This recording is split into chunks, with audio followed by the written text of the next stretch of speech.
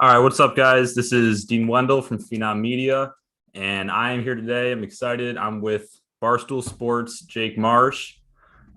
Jake, you want to, for a lot of people that don't know who you are, just explain, what you do at Barstool and just kind of what you do. Yeah, thanks for having me, Dean. My name is Jake Marsh. I work for Barstool Sports. I do three things at Barstool. I have uh my college basketball podcast, Barstool Bench Mob. Obviously, busy time with the tournament. Um, how I got my foot in the door at Barstool is with Part of My Take, the number one sports podcast, Yeah. with Big Cat and PFT commenter. And then I also do play-by-play for Stool Streams, which is this fun thing we do twice a week where stoolies at home can make free picks and win real money on people in the office playing like ping pong, Jenga, cornhole. It's a lot of fun. Yeah, and you're one of the best at ping pong from what I've seen. Appreciate it. 10-1 in the office, not a big deal. Who's the one lost? Hank. Okay. Yeah. So yeah, I have you on today. We're just talking a little bit about the tournament. Exciting weekend, and just a little bit about yourself, and for anybody that wants to get into sports media and just things like that. All right. So first off, I know you started off as being at Vermont. You're the voice of the Vermont Catamounts, men's basketball team. And you just talk about kind of just how it was at Vermont and kind of adjusting from, any prior things that you had. Yeah, no, that was such a special 2-year experience. So I graduated from Syracuse in 2018, and then 2019, 20, and 2020, 2021 season, or sorry, 18, 19, and 19, 20 seasons. I spent at University of Vermont. Very fortunate to get a job broadcasting D1 college basketball right out of college. So that was just such a special experience. But honestly, the biggest takeaways I have from it are from the things that are off the court, because I developed such great relationships with the players and coaches, and it's cool to like be able to keep in touch with them. I have a group chat with some of the players and the student managers. We talk about college ball all the time. Vermont's best player when I was there, Anthony Lamb, he went from undrafted, now he's on the Rockets. So that's so cool. The coaching staff, John Becker is one of the best coaches in America, mid-major wise. And I think I'm very fortunate to have that opportunity. Yeah. And were there any like sort of like positives or negatives from adjusting? Like you said, you went to Syracuse, huge basketball school, and one of the biggest in the country, up to Vermont, one of the good like mid-major to low major schools, but big difference from the ACCs and the Big Ten schools. Yeah, it's certainly not a sold out Carrier Dome with 35,000 watching a Syracuse Duke game. But one thing that Syracuse did prep me for was the weather. I didn't need to buy any winter clothes, because I had it all from Syracuse. Vermont's very similar, a lot of snow. But from the broadcasting side, I was fortunate to do student media, like student radio and student television. And without my experiences there, I would have had no idea what I was doing at Vermont, because at Vermont, it's to no fault of their own, they basically give you the equipment. They're like, here you go. Here's a seat at press row. Good luck. So if I didn't have that experience at Syracuse, it would have been tough. So I'm fortunate for that, for sure. Yeah, definitely. And what do you think the best game that you called in that 2 years at Vermont was? So going to the tournament was awesome. We went to the tournament. My first year was 2019. We were 13 seed, played number 4 Florida State. Tied at the half, lost by 7. It was still a lot of fun. But I'd say the coolest and like most rewarding game was the America East Tournament Championship game.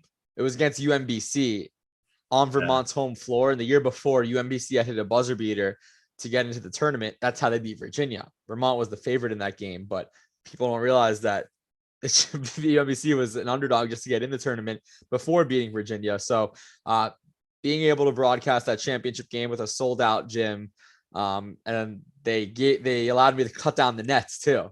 Obviously I'm not a player or a coach, but the fact that they viewed me as like important enough in the program to allow me to cut down the nets, it was surreal. Yeah, that's awesome. And yeah, I remember, I kind of remember that game against UMBC. America East is always seems to have a couple of like good endings. Good way to start off champ week too. So let me do this one. For your personal athletic career before you got into sports media, how was that? I know you grew up in not by In Syracuse, Florida. Florida. Yeah, South Florida. So yeah, just about how kind of your athletic career before you went to Cuse and how you sort of knew you wanted to get into this field. Yeah. So um I played a lot of recreational sports. Like I didn't play like tackle football or anything or like AAU basketball. Um, but I would play like pickup basketball with my friends. The sports I played more serious were tennis and golf. Um, Tennis I always played when I was younger. I think it's definitely the sport I'm best at. Golf is fun too. I'd like to say I'm an okay golfer. But yeah, those two are my favorite. But when I realized I wasn't going to be a professional, the sports media side always was appealing to me because it just seems like such a fun job. You're talking about sports, you're going to games. Um, so that's when I joined my high school newspaper. That's how I started. I didn't start off on the broadcast side. I was a sports editor for the newspaper, and eventually changed over to the broadcast side once I got to Syracuse. Okay, cool. Yeah. And yeah, it's kind of the same thing with me, just not, realizing that I'm not gonna, make it huge in these sports. So wanting to stay in that Yeah. the sports sort of field. So moving on, we are doing this in March Madness. Biggest as a college basketball fan is the main thing. It's the biggest time of my year, and we're in the Sweet 16 right now. So 16 teams left. You got Gonzaga, you got Baylor, and then you got the Oregon States and the Oral Roberts. What do you think, as one of the members of Stool Bench Mob, which I encourage everybody to check out, as an underrated team or stat in the Sweet 16 that you think maybe isn't being talked about a lot? Hmm. Uh, That's a very good question. Um, Damn, you put me on the spot there. I thought you were gonna ask like who's your pick to win it all? Who are your picks this weekend? An underrated stat that nobody knows about or a or team team. getting a lot of love. Okay. Um, I think Florida State. I picked them at the beginning of the season or beginning of the tournament to beat Michigan in the Sweet 16. So I got to stick to that pick. But they're deep. They do have some great future NBA talent, but when you think of Michigan, you think of Hunter Dickinson. When you think of Baylor, you think of Jared Butler. Um, but Florida State has a bunch of different options. Scotty Barnes is their freshman. He's awesome, but they have MJ Walker, Raekwon Gray. They have so many options, and they're very athletic. I think they can definitely do it against Michigan. Um, but I still think Gonzaga is going to win it all.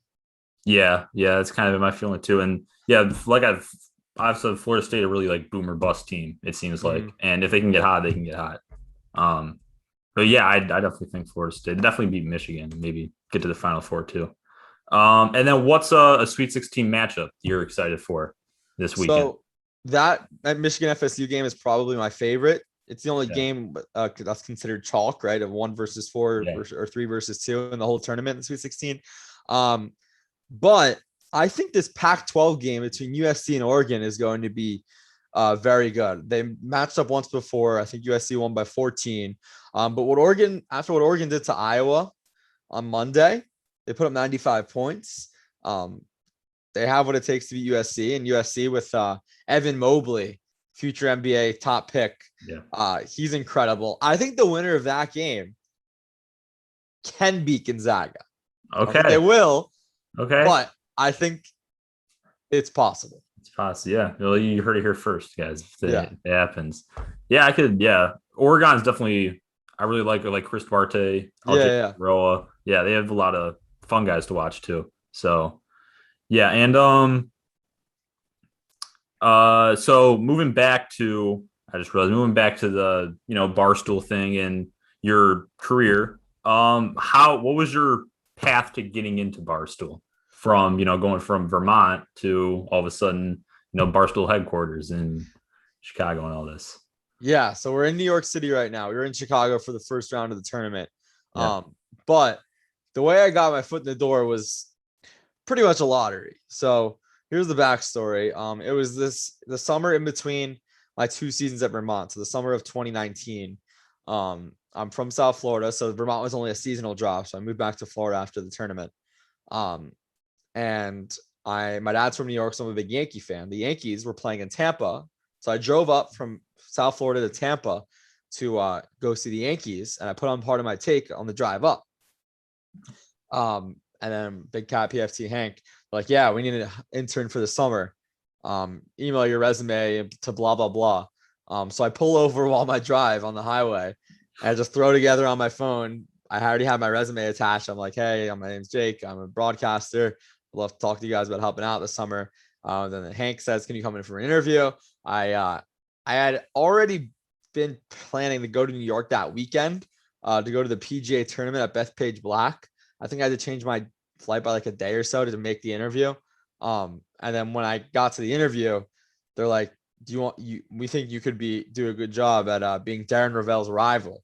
And for those who don't know Darren Ravel, he's very active on Twitter. He does the sports business beat, which is just like weird, nerdy, unique things about sports, about like food or like ticket prices. So my first summer, it was purely just to get under his skin, which I guess worked because people liked it. And I got in a few Twitter wars with him. I have nothing against him personally. But yeah, that's how I got my foot in the door. And then I became full-time about a year ago.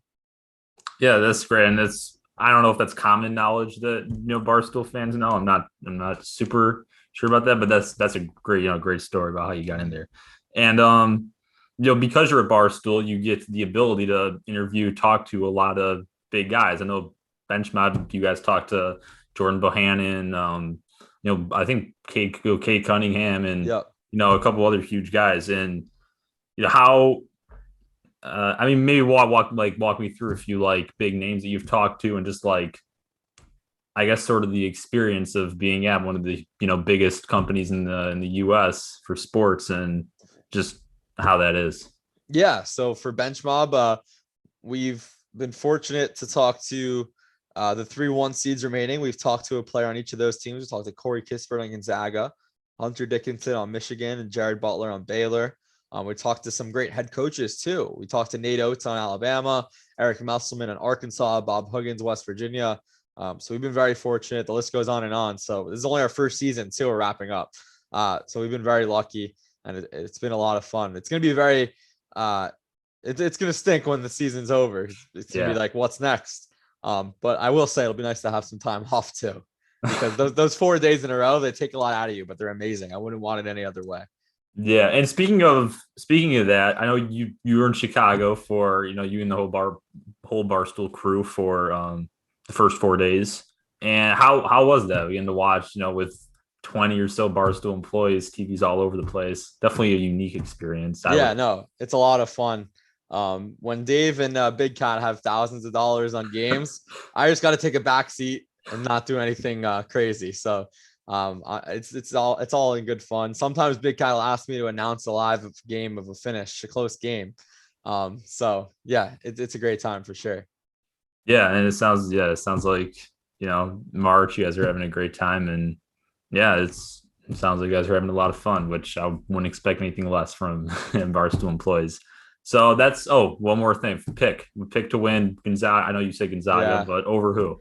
So my bracket had Gonzaga over Illinois in the championship game. Obviously that's busted. However, I do have to give myself some credit. I have Alabama and Arkansas also in the Final Four. So I got 3 of my Final Four still alive, and I have 7 of my 8 Elite 8 still alive, aside from Illinois. I had USC going to the Elite 8, and then FSU beating Michigan. So I cannot say the same. Yeah, we'll see. Your bracket's busted? Yeah.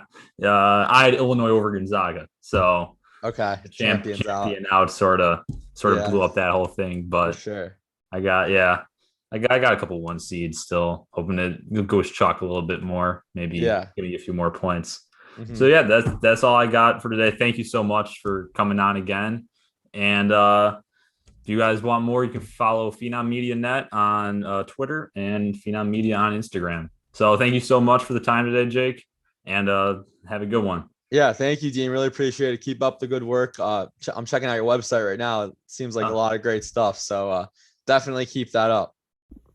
For more creative, informative, and high-quality sports content, make sure to follow Phenom on TikTok, Instagram, and Twitter, as well as all of the Phenom podcast channels for each sport. The link tree in the episode description includes a direct link to all of the aforementioned platforms, so click on that to access everything. Phenom boasts a team of over 100 youth contributors from around the world, covering every sport on every media platform. If you are interested in potentially joining the Phenom team as a writer or content creator, send an email to cole@phenommedia.net showing your interest. If you enjoyed the video, make sure to like, comment, and subscribe so we can grow the channel. We really appreciate it. Thanks for watching, and see you next time.